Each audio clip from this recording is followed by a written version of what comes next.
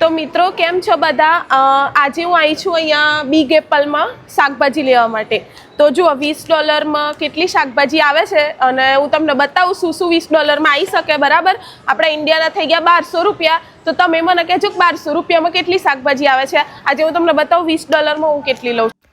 તો જુઓ હવે આવી ગઈ છું હું શાકભાજી લેવા માટે અને આ બધી એટલી મસ્ત મસ્ત લીલી શાકભાજી અહીંયા મળે છે. લેટસ તો મેં નથી લીધી, પણ મેં લીધા હતા કેપ્સિકમ. આ બધા $4 આખી આ કોથળી કેપ્સિકમ મેં લઈ લીધી છે. તો મિત્રો જુઓ હવે હું લઉં છું ફ્લાવર. કેપ્સિકમ લીધા મેં $4. હવે લઉં છું ફ્લાવર.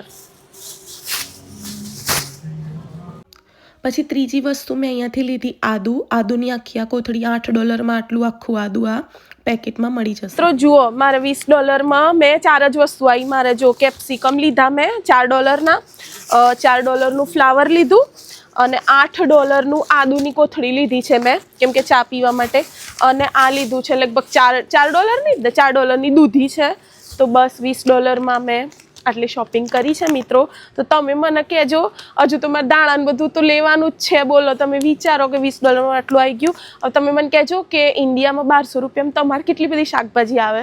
ઓકે, પણ હા અહીંયા બધું ફ્રેશ હોય છે, એકદમ ફ્રેશ. જુઓ ખાલી દાણા બધું જુઓ તમે, છે ને ધાણા જુઓ એકદમ, આ લીલી ડુંગળી તો મતલબ બધું. અને અહીંયા ઇન્ડિયન ગ્રોસર છે તો બધા લોટ અને બધું જ અહીંયા મળી જાય છે.